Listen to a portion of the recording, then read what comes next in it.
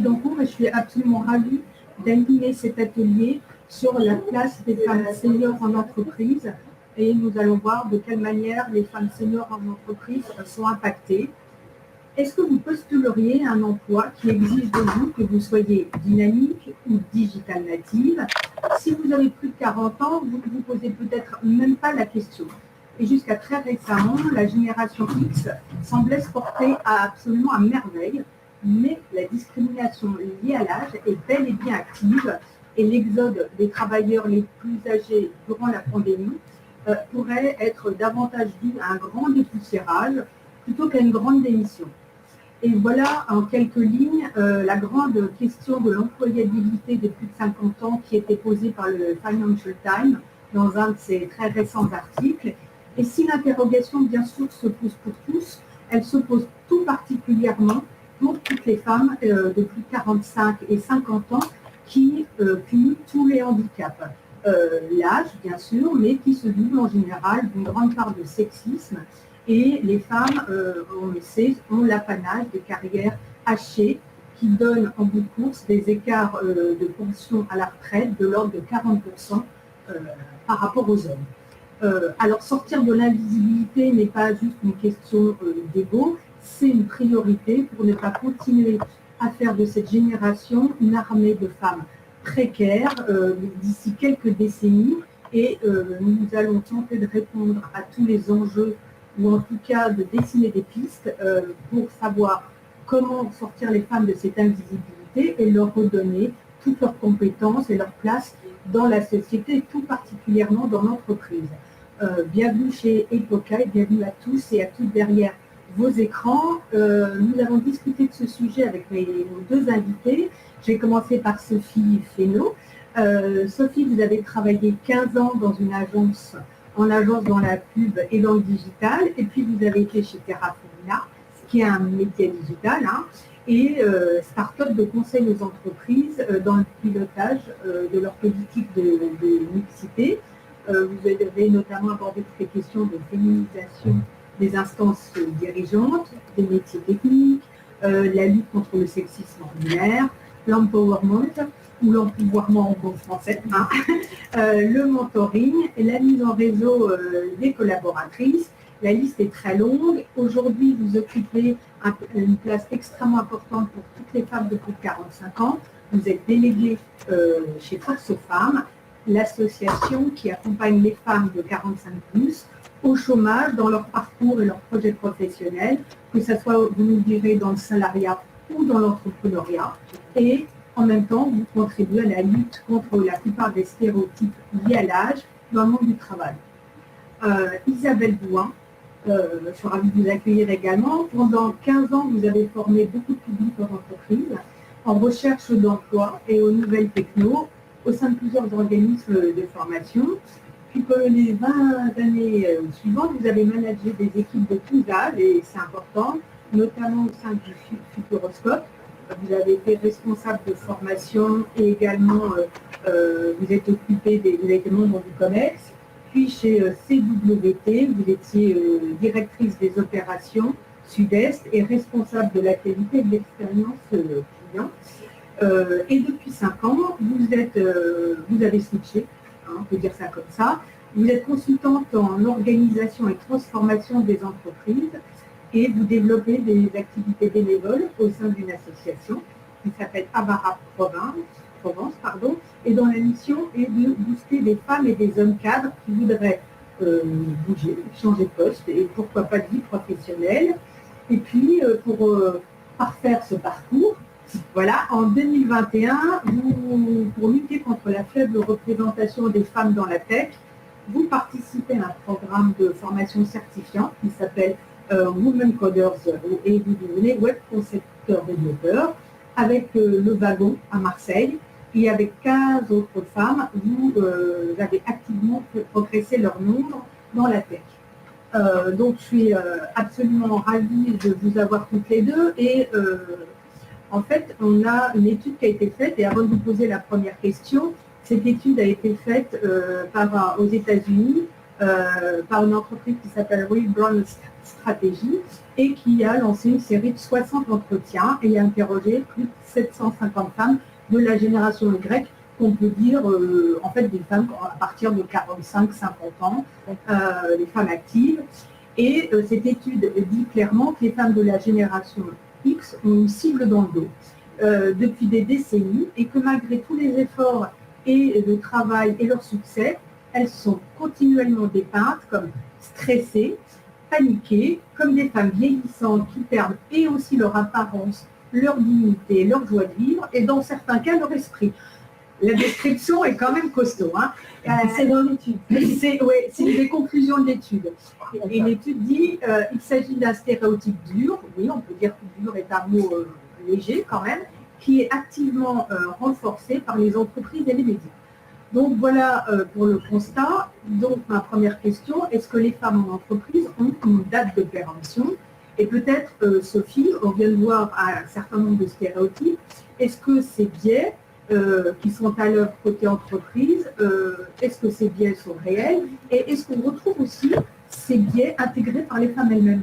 Oui. Alors effectivement, comme vous disiez, c'est par les entreprises, mais c'est d'abord parce que c'est dans la société, c'est d'abord dans les médias. En fait, je dirais que les entreprises sont en miroir finalement de ce que véhicule la société, de ce que véhiculent les médias, et que donc forcément les femmes elles-mêmes intègrent, oui, à un moment donné, parce que pour une entreprise, finalement, une femme qui a plus de 45 ans, je pense qu'il ne se la représente pas telle qu'elle est réellement. C'est-à-dire comme dans les médias, hein, en fait, quelque part, une femme de plus de 45 ans, soit elle va être représentée très jeune, trop jeune, par une trentenaire, soit par une femme à chignon-gris avec des lunettes en train de s'occuper de ses petits-enfants. Or, la réalité d'une femme de plus de 45 ans, plus de 50 ans, c'est pas exactement ça aujourd'hui. Il y a quelque chose qui n'a pas évolué, je dirais, d'un point de vue sociétal.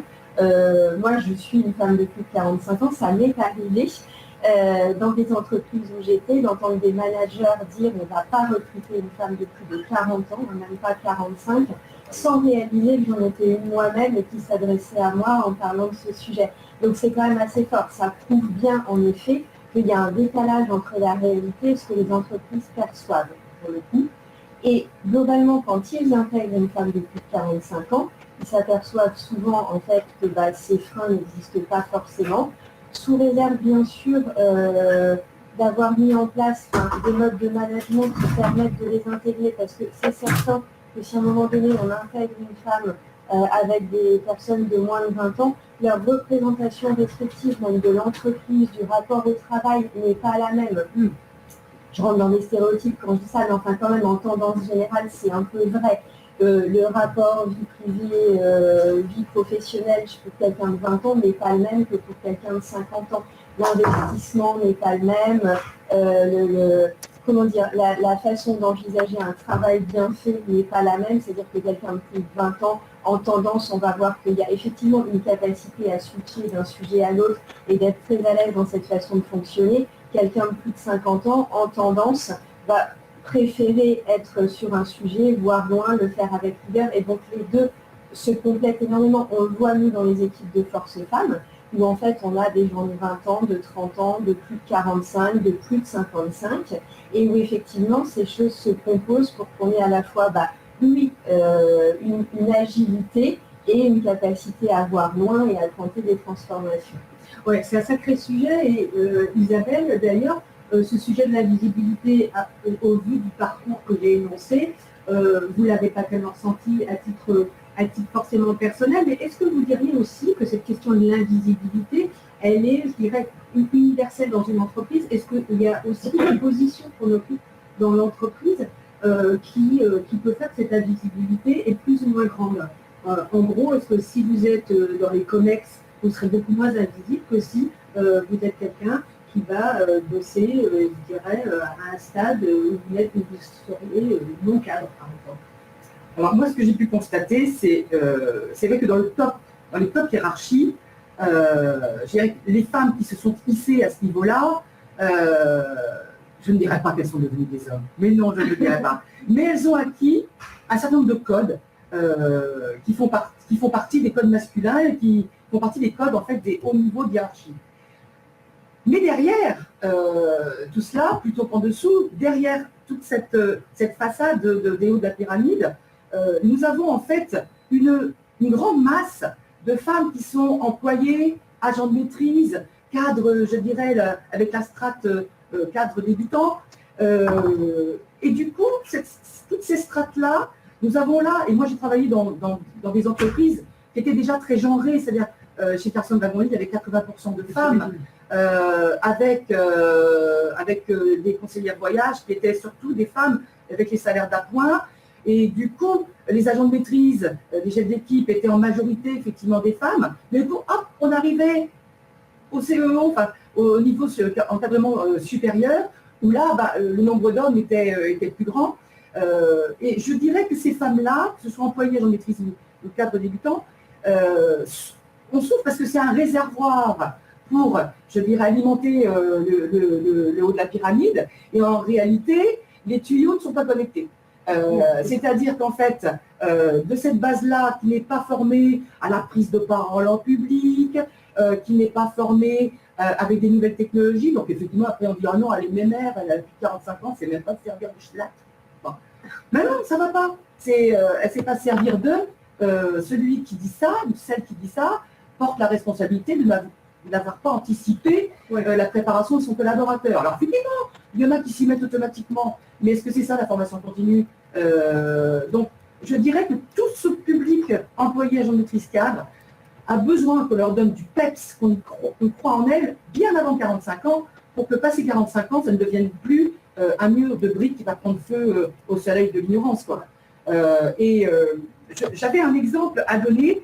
J'ai rencontré il y a quelques jours, dans le monde du sport, des femmes qui se hissent de plus en plus à la gouvernance des ligues, des fédérations, etc. Alors c'est vrai qu'il y a une loi en mars 2022 qui a décrété que les groupes de gouvernance de ces associations sportives devaient impérativement avoir la parité. Et dans le Sud, je ne sais pas comment ça se passe ailleurs, mais dans le Sud, ils ont déclaré qu'ils allaient préparer les femmes. Donc ils ont créé le Club des 100. Le Club des 100, ce sont 100 femmes qu'ils vont former à la prise de parole, à la gestion financière d'une association, à la négociation, à la gestion de conflits, etc., etc. Bref, pour pouvoir prendre des postes à responsabilité dans ces ligues, ces fédérations ou ces comités d'organisation.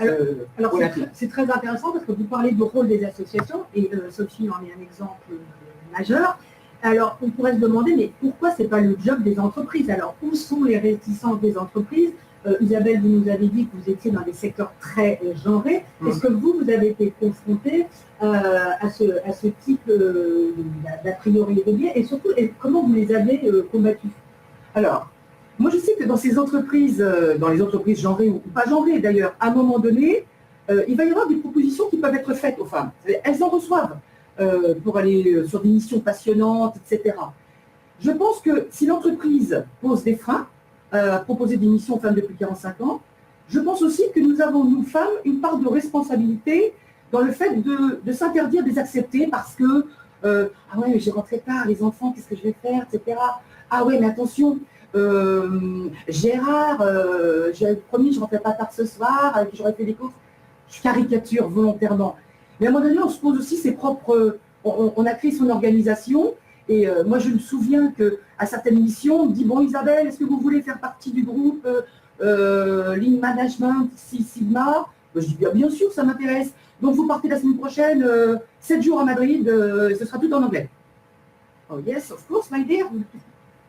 Vamos à la playa, bon, on y va. Et donc, moi, juste le temps de prévenir à la maison, je dis, voilà, chérie, tu t'occupes des enfants. Bon, il m'a répondu comme d'hab. Et puis ensuite, je suis partie faire ce truc. Et après, forcément, je suis devenue un peu plus visible parce que quand vous formez 17 personnes par an à ce sujet-là et que vous êtes une boîte internationale, ceux qui sont formés à cela, ils sont visibles et ils sont audibles. Et puis ensuite, on va vers les autres, on devient, entre guillemets, populaire. Et ça, c'est extrêmement important. Ne nous interdisons pas de confier tout ce qu'on a l'habitude de faire, ou pas d'ailleurs. Ça s'élève très bien les enfants sur leur mur. Oui. C'est incroyable. Et Sophie, j'allais dire dans les entreprises aussi, en fait, c'est pareil, je ne veux pas tomber dans les stéréotypes, mais on voit quand même quand on embauche des collaborateurs femmes, et soi-même on le fait, on se dit, je ne vais pas aller à Madrid parce qu'en fait, je dois gérer la compta, je dois gérer le quotidien, je dois manager. Et en fait, on s'enferme un petit peu soi-même dans ces questions-là, là où, en tendance, les hommes vont se dire, je vais aller à Madrid, je vais gérer ce groupe de travail, je serai visible, c'est ça qui est important pour ma carrière. La femme va se dire, moi, je dois manager et faire la compta, en fait. Et quand ce sera fait, je m'autoriserai. Donc, c'est vrai à la maison, mais c'est vrai dans l'entreprise aussi. Et je rajouterais que, oui, c'est le rôle des associations, beaucoup. Dans les entreprises, il y a aussi, c'est pour ça qu'on monte des réseaux féminins dans les entreprises, comme on l'a fait avec Terra Femina, pour s'emparer de ce sujet, des sujets de formation, mais aussi savoir lever les freins, savoir parler en public, ne pas avoir peur, oser en quelque sorte. Et ces réseaux créent une forme de sororité, ils sont ouverts aux hommes, hein, bien sûr, mais ça permet effectivement de dépasser ses propres limites parce que je pense qu'on s'en met beaucoup nous-mêmes, en effet. Et c'est sauter dans le vide. C'est-à-dire que ne pas hésiter, faire des choses nouvelles, ça implique effectivement une prise de risque. Mais de cette prise de risque, ça nous forge le caractère pour ensuite être audible et visible, pour qu'on vous propose effectivement des missions nouvelles où vous allez dire attendez, ça consiste en quoi? Ouais, d'accord, vous savez pas trop, et non plus. Donc, écoutez, on va y aller, on va bien voir. Mais c'est pas toujours après, enfin, je ne sais pas, moi je sais que ça n'était pas forcément motivé tout cela par un plan de carrière. Ouais. Le plan de carrière, il s'est posé, en fait, les rambardes se sont mises derrière moi, après j'ai parcouru la route. Mais il n'y a pas de plan de carrière là-dedans, puisque moi, un jour, j'étais directeur d'un palais des Gonds au Futuroscope. 2 mois plus tard à Marseille, je redevenais vacataire dans un centre de formation, pour ensuite, hop, gérer le centre de formation. Donc après, apprendre. Moi, j'ai toujours appris à passer par un soupirail et pour sortir par la délivrée. Voilà. Et alors, ce qui est intéressant, oui. On parle de ces freins. Est-ce que justement, on peut dire que le contexte aujourd'hui pourrait être favorable pour les femmes? On a parlé de grande démission suite à la pandémie. C'est un mouvement qui est né aux États-Unis, qui arrive plus ou moins en Europe. Est-ce que le discours des entreprises dans ce contexte-là peut changer et en tout cas être plus favorable aux femmes aujourd'hui, puisqu'on sait que beaucoup d'entreprises se plaignent de ne pas arriver à recruter. Est-ce qu'on pense aux seniors globalement, où on se dit ah non, on va quand même, tant pis, on va continuer à chercher les juniors? Alors, je pense qu'on y pense dans les entreprises parce qu'en fait, effectivement, le mouvement est quand même très très fort. Les difficultés à recruter, nous on le voit notamment avec nos entreprises partenaires. On a monté un club d'entreprises justement pour les aider à se connecter avec ces femmes seniors parce qu'ils ont vraiment un besoin, mais quels que soient les secteurs. Ça peut aller des secteurs en tension comme la santé, la restauration, mais ça va aussi sur le conseil, l'industrie. Enfin, le mouvement est vraiment global. Et donc, effectivement, ils ont à cœur de se tourner vers les seniors. Je pense que la question qui se pose, c'est comment faire, en fait, d'une manière ou d'une autre. Et c'est là où nous, on a un rôle à jouer pour les connecter et puis lever effectivement ces angoisses d'un côté comme de l'autre en fait. Parce que pour les femmes, le monde de l'entreprise reste quelque chose effectivement qui peut être rude, qui peut avoir créé des ruptures de vie dans leur carrière. Et pour les entreprises, il y a effectivement une crainte de comment la personne va s'intégrer, parce que si moi je prends cette décision dans mes équipes, comment ça va se passer.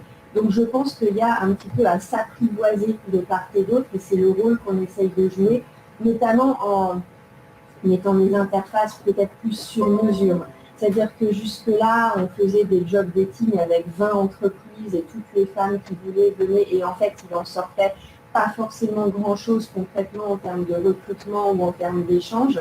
On va effectivement maintenant sur des job dating plus petits avec une seule entreprise qui va pouvoir présenter sa culture, ses modes de recrutement, ses modes de management, quelles sont les passerelles, comment on rentre par exemple chez L'Oréal quand on a plus de 45 ans. Parce que c'est possible. Mais en fait, les femmes pensent que non.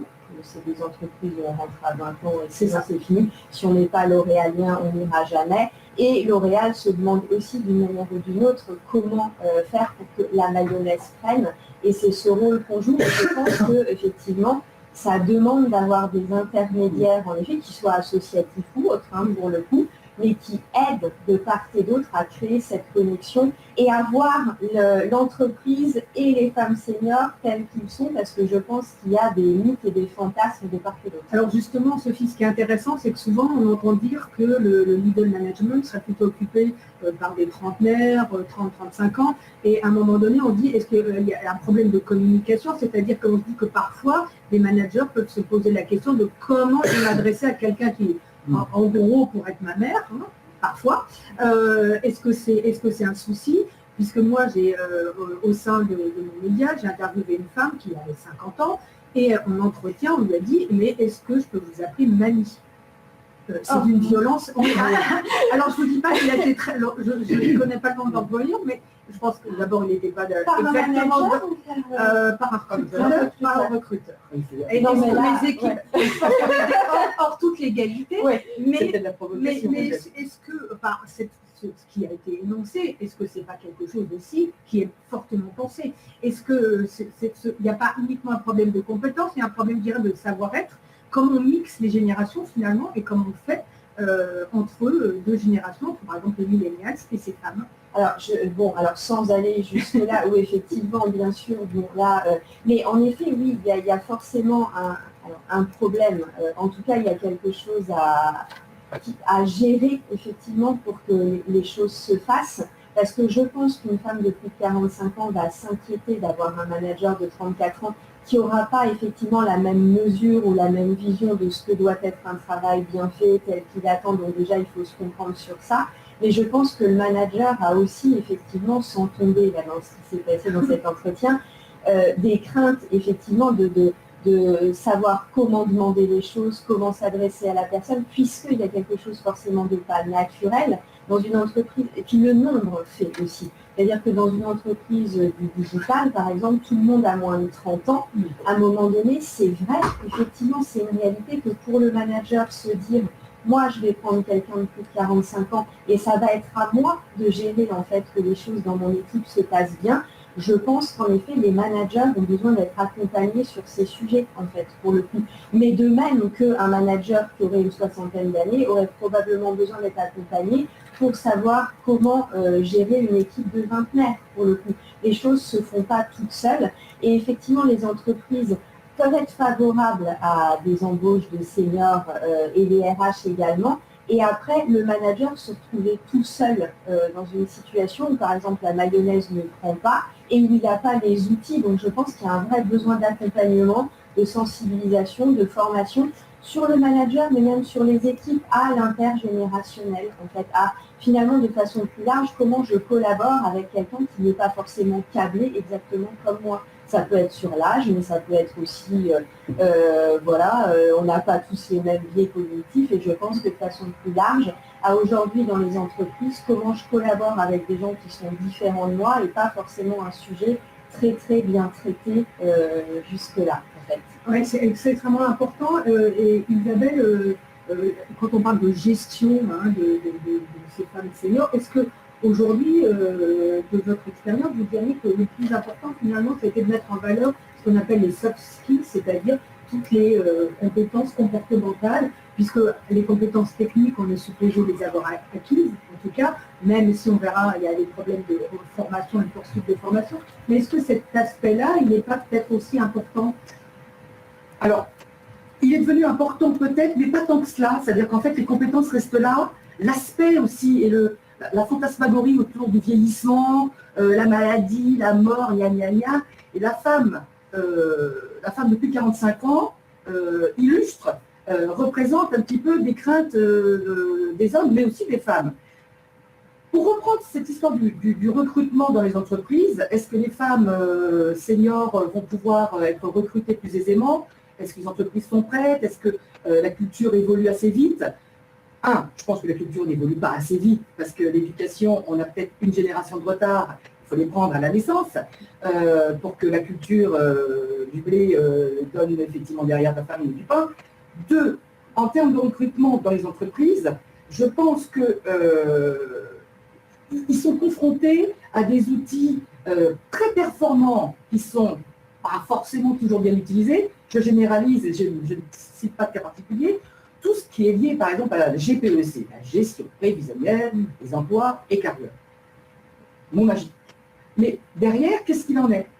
Est-ce que les femmes de 55 ans, ou de 50 ans, ou de 60, ou de 25, est-ce que cette gestion est faite et c'est pas juste une affiche pour dire on le fait et finalement ça donne aucun résultat? Parce qu'en interne, les recrutements, ça veut dire parfois des promotions, mais pas toujours. C'est peut-être en transversalité. Je pense que les profils existants sont méconnus et on perd on pourrait faire un colis avec toutes les pertes de l'entreprise. Donc, il faut vraiment mieux les identifier. Il y a des entreprises qui font cela, avec des parcours d'études, des analyses 360 degrés, savoir à qui on a affaire. Beaucoup d'hommes le font. Est-ce que les femmes le font assez? Je ne sais pas. Et puis, en termes de recrutement à l'extérieur, moi, ce que j'ai pu observer, c'est qu'on a affaire de plus en plus à des outils qui sont IA, intelligence artificielle, avec des machines, des algorithmes. Et je pense qu'à une époque, on essayait de faire en sorte que les algorithmes n'excluent pas des catégories de population en fonction de leur origine géographique, en fonction de leur origine sociale, etc. Mais en réalité, est-ce qu'on a bien vérifié que ça n'excluait pas les femmes de plus de 45 ans? Je me pose la question. Ouais, c'est une vraie question et je vais rebondir par rapport à ce que vous disiez sur la formation. Est-ce que justement, quand on se prend le mur à 45 ans, que ce soit aussi pour les entreprises, hein, puisqu'elles ont un problème de recrutement, est-ce que c'est une anticipation sur l'absence de formation? Est-ce qu'on devrait construire ces parcours de formation à l'entrée dans l'entreprise, puisque souvent les femmes font des carrières longues, en tout cas la génération a passé beaucoup de temps dans la même boîte. Et de ma question corollaire, est-ce que c'est aux femmes aussi d'être vigilantes sur cet aspect de la formation qu'on ne va pas aller forcément leur proposer? Est-ce qu'il faut qu'à un moment donné, elles disent « Eh oh, je suis là, j'ai envie de me former sur telle et telle chose », Sophie? Alors oui, je pense qu'il faut qu'il y a une partie qui est entre les mains des femmes, parce que ce qu'on voit nous chez Force Femmes, c'est que quand elles arrivent à plus de 45 ans, le déficit de formation, il est avant 40 en fait. Hein. Alors bien sûr, c'est de la responsabilité des entreprises, notamment parce que beaucoup de femmes de plus de 45 ans ont une carrière linéaire, et donc au moment, comme vous dites, elles se prennent le mur, du coup, elles n'ont jamais cherché un emploi ailleurs, donc tout ça est complètement nouveau. Et elles se disent d'ailleurs que ça va fonctionner rapidement, elles ne se posent pas la question, elles ont eu une belle carrière, ça fonctionnait bien. Tout d'un coup, elles se prennent le mur et elles se rendent compte qu'en effet, elles ne rentrent pas forcément dans les cases de ce qui est attendu, et c'est plutôt une découverte en fait. Donc elles tardent un peu à se faire accompagner, notamment par des associations comme Force Femmes, parce que pendant un an, elles se disent ça allait bien avant, ça va aller bien après. Or, effectivement, comme la carrière est linéaire et que l'investissement dans la formation n'a pas été suffisamment fort, c'est sûr que je pense que ce sera moins vrai pour la génération suivante, dans le sens où les femmes se posent déjà davantage cette question et investissent davantage sur elles-mêmes et sur leur formation. Et puis de fait, dans les générations qui viennent, elles vont avoir changé d'entreprise beaucoup. Donc forcément, ça les rend actrices de leur carrière et de leur formation. Mais en tout cas, sur les générations que nous, on voit arriver chez Force Femmes, ce déficit de formation avant 40 ans, il est net. Et de toute façon, ensuite, ça ne s'arrange pas, puisque à plus de 55 ans, je crois qu'en France, je n'ai pas le chiffre, mais les formations des seniors entre 55 et 60 ans, le chiffre est dérisoire. Je crois que c'est un des plus mauvais d'Europe pour le coup. Alors, est-ce que ça vient des femmes donc, qui ne réclament pas ces formations, ou des entreprises qui ont toujours cette perception de dire 50, 55 ans, c'est la pré-retraite? Oui, est-ce qu'on est encore dans ces années-là, qui quand même, ça remonte à quelques décennies aujourd'hui, est-ce que cette mentalité n'évolue pas au sein des entreprises? Alors, je pense qu'effectivement, oui, il y a un peu le syndrome pré-retraite, effectivement, mais parce que dans beaucoup de cas, malheureusement, c'est le cas, hein, des personnes qui perdent leur emploi à 55 ans et qui vont vraiment avoir beaucoup de mal à en retrouver, parce que pour les entreprises, c'est la retraite.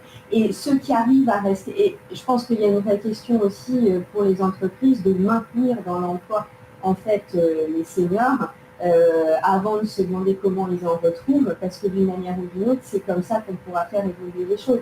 C'est comment, à ce stade de la vie professionnelle, on maintient les personnes dans l'emploi, comment on investit sur elles, comment on fait en sorte de mettre en place, par exemple, du reverse mentoring, puisque les deux générations ont quelque chose à s'apporter. Mais avant même le recrutement, il y a cette question-là. Comment et ça, oui, c'est les entreprises, c'est pas la personne elle-même dans l'entreprise qui va pouvoir bâtir toute seule ce parcours, mais se demander comment on peut mettre en œuvre de la transmission, comment se demander sur quel poste, effectivement, on peut les faire évoluer pour que, du coup, on ait une bonne collaboration, une bonne transmission avec les plus juniors qui viennent d'être équipes et qui en ont besoin. Oui, oui, qui en ont complètement besoin. Et d'ailleurs, on parlait d'adaptabilité et du fait que beaucoup de femmes à 50 ans font des carrières longues dans les entreprises. Est-ce que justement, en déconstruisant ces parcours-là, Isabelle, puisque vous avez changé d'entreprise, même si à chaque fois vous êtes resté un certain nombre d'années, le fait de switcher d'une entreprise à l'autre, est-ce que ce n'est pas une des manières aussi de casser les stéréotypes sur l'adaptabilité et ne serait-ce que sur l'âge? Après, là où je modérerais, c'est que le fait de changer d'entreprise, je dis souvent, ne confondons pas mobilité avec agitation. Et je trouve que c'est à l'intérieur même d'une entreprise, j'ai switché à de nombreuses reprises. On parlait tout à l'heure du Futuroscope, j'y suis resté 5 ans, j'ai eu 5 postes. Et chez Carson Wagonly, je suis restée 13 ans. Et 13 ans, j'ai occupé un certain nombre de postes pour finir peut-être pour en avoir un qui n'existait pas. C'est-à-dire qu'en fait, il y avait un fil conducteur, bien sûr, l'entreprise et l'état d'esprit des clients, etc.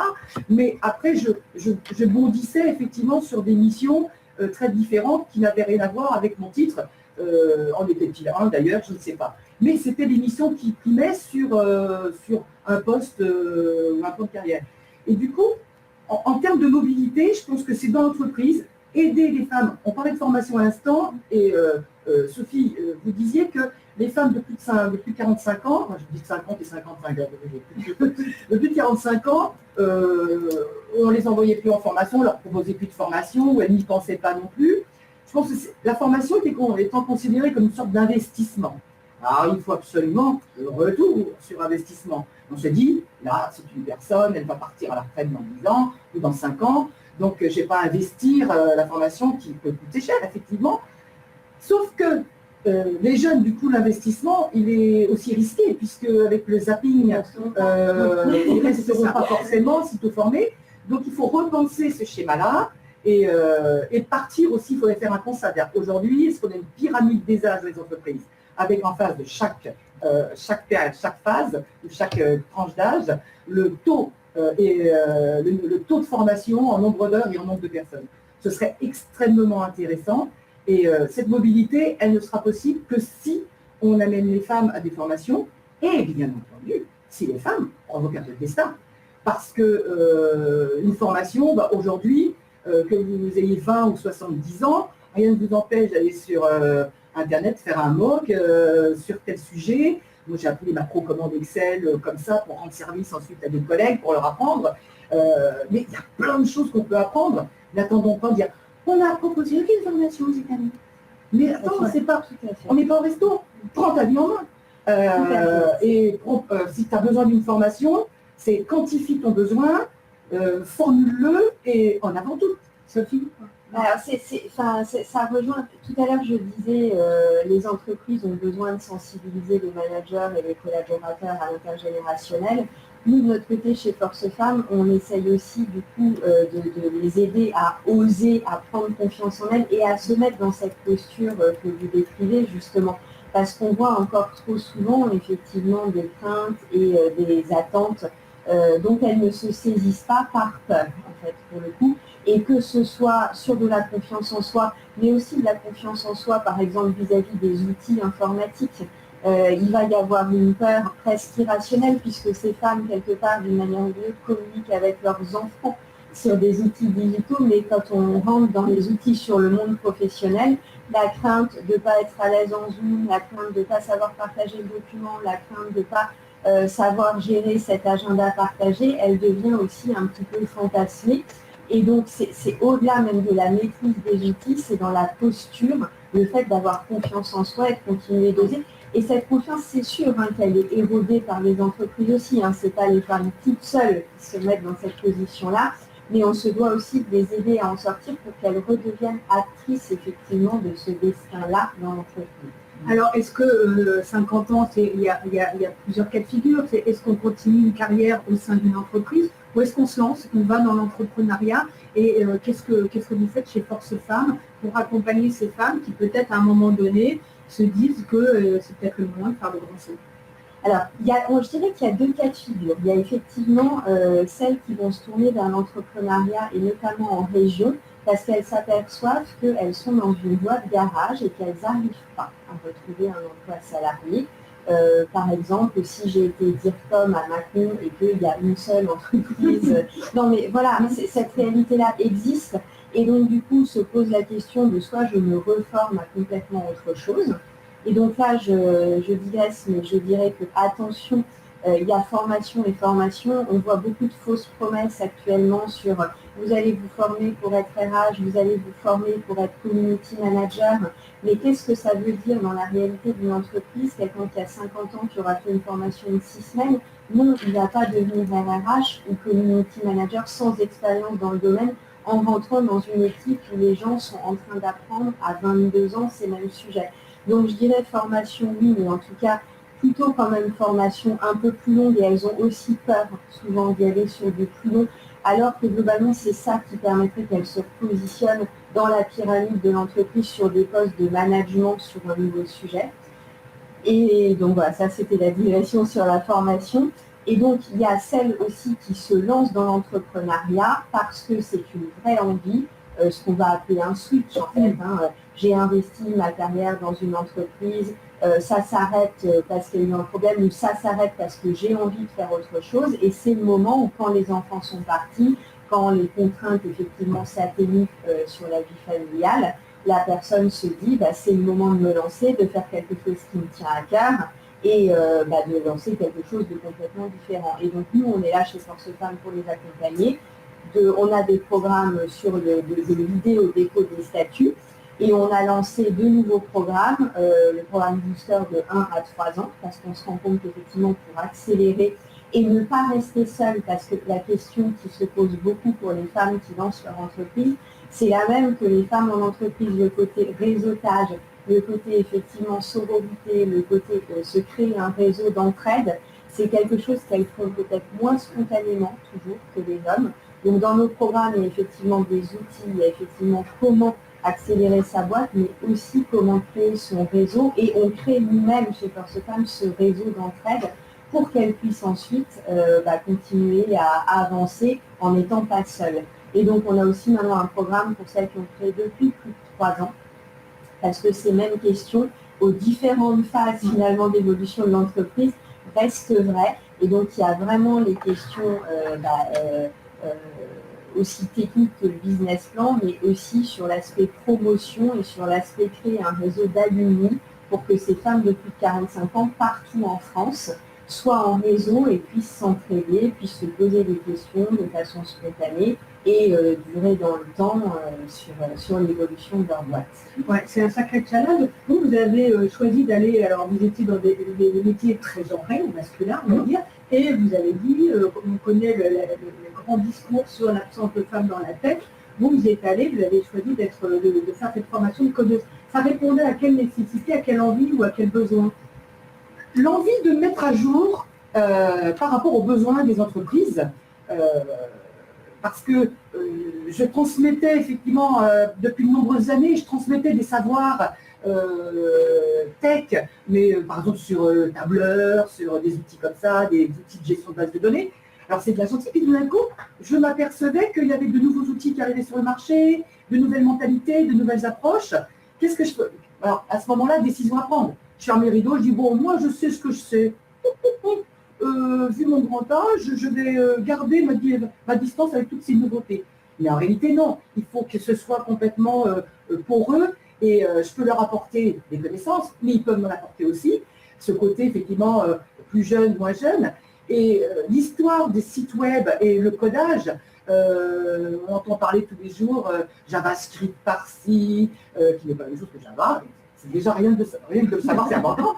Le Ruby, SQL, tout ce langage-là, bon, j'avais été influencée par ma fille qui elle, s'est embarquée après une fac de lettres dans les métiers de la tech et est devenue docteur en traitement automatique du langage, comme quoi la fac de lettres, ça mène aussi. C'est intéressant. Ça m'aide également, dire. ce traitement automatique du langage, c'est des corpus linguistiques, donc c'est fac de lettres, c'est pas fac de maths, même si les maths sont importantes.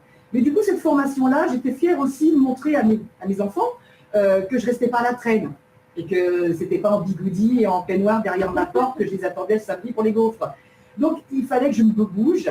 Et donc, du coup, pour être consultant plus pertinent dans les entreprises, il fallait absolument que je sois à la page. Donc, je me lance dans cette formation. En plus, c'était un programme Women Coders. Donc, c'était un premier groupe avec 15 femmes. Et ça, c'était formidable parce que c'était un groupe, ça partait de... La plus jeune avait 20 ans et la plus âgée, elle avait 60. Et on s'est aperçu que déjà, au niveau de la collaboration, les premiers regards, c'était « Ah, la différence, la santé, elle ne va rien comprendre ». Et en fait, dans le groupe, ça s'est très bien passé. J'ai pris ma place pas comme une gamine, mais comme une femme de mon âge qui avait envie d'apprendre et envie de mettre en œuvre. Donc, j'ai codé les sites, je sais faire un site internet, programmer et tout. Ce qui est intéressant, c'est cette juxtaposition, cette collaboration active, cette intelligence collective entre les femmes, quel que soit l'âge. Si on veut que cette intelligence soit au service du résultat, l'intelligence, elle est là. C'est-à-dire que ce soit des femmes de 20 ans, 30 ans, 40 ans, 60 ans, il y a ce partage d'envie, de niaque. Alors après, on n'est pas tous égaux par rapport à l'énergie qu'on peut dégager. Mais en tout cas, embarquer dans le groupe, c'est faire partie du groupe. À 60 ans, on peut avoir du mal, peut-être avoir un chef de groupe qui en a 25, et qui lui dit « Alors moi, je vois les choses comme ça, etc. » Donc on lui dit puis à ce moment, on dit « De quoi je me mêle? Laisse-la faire. » Puis petit à petit, bon, ben, on discute, et c'est le travail d'équipe. De même que je n'avais pas arrivé en disant « Alors moi, j'ai vécu, je vais vous apprendre comment on fait. » Elle était effectivement un petit peu trop en avant sur ce qu'elle croyait. Et cette collaboration a fait qu'on a fait un site formidable. Alors, le temps passe, malheureusement. Il nous reste 3 minutes. On va conclure. Je vais vous demander à chacune une phrase courte de conclusion sur ce vaste sujet. On aurait pu débattre encore des heures. Sophie, la parole est à vous. Je rebondis juste une seconde parce que vraiment, je me dis qu'à ce que vous venez de dire sur l'intergénérationnel, mais c'est la clé. C'est-à-dire que nous, dans nos programmes, maintenant, on s'attelle, que ce soit pour les créatrices d'entreprise ou pour celles qui recherchent un emploi salarié, à ce que les mentors, les bénévoles, les accompagnants, il y en ait de tous les âges, que ce soit mixte, hommes et femmes, mais aussi qu'il puisse y en avoir de 35 ans comme de 70, en fait, parce que je pense que c'est vraiment la clé de cette évolution. Et donc, sur l'évolution, sur la visibilité des femmes en entreprise, nous, on a fait un film avec Publicis qui met en scène justement des candidates de force femmes qui se sont prêtées au jeu, qui ont osé, qui sont passées devant la caméra pour justement déconstruire ces stéréotypes et montrer aux entreprises qui elles sont, qu'elles sont prêtes et tout ce qu'elles ont acquis du coup dans ces années professionnelles et donner envie. Et on a, nous, très envie du coup maintenant de faire un film, le pendant, c'est-à-dire des chefs d'entreprise ou des managers qui viendraient témoigner pour dire j'ai recruté une femme senior, voilà comme c'est formidable et voilà ce qui se passe d'exceptionnel dans mon entreprise grâce à cette décision. Et c'est un projet dont on a l'idée, qu'on aurait très envie parce qu'on pense que justement pour lutter contre cette invisibilité, c'est quelque chose à montrer. Très peu de temps, très court. Deux astuces pour lutter contre la visibilité. Moi, je dirais en premier, pour se rendre visible, faisons-nous entendre. Ce sont les deux sens qu'il faut vraiment activer. Et secondo, il va falloir que nous trouvions le moyen de rendre visible plus de modèles féminins dans la présentation des métiers à des enfants, des adolescents, des jeunes adultes. Plus on augmentera, quand on augmentera le nombre de modèles féminins, cosmonaute avec, en juillet, non, ça n'existe pas. Cosmonaute femme, ça existe. Footballeuse femme, ça existe. High-tech, développeuse, codeuse femme, ça existe. Il faut que ces femmes aillent témoigner aussi devant les futurs professionnels et les femmes qui vont choisir leur carrière. Et je termine là-dessus. Ma fille est devenue doctorantale parce qu'en dernière année de fac de lettres, elle a rencontré une femme qui était chercheuse en traitement automatique du langage. Et ma fille s'est dit, tiens, pourquoi pas? Et c'est un métier que je ne connaissais même pas. Donc oui, il faut des modèles féminins. Et c'est nous qui devons porter cet étendard. Je vous remercie infiniment d'avoir débattu avec nous. J'espère qu'on vous a proposé des pistes. Merci Sophie, merci Isabelle. Merci. À très bientôt. Merci.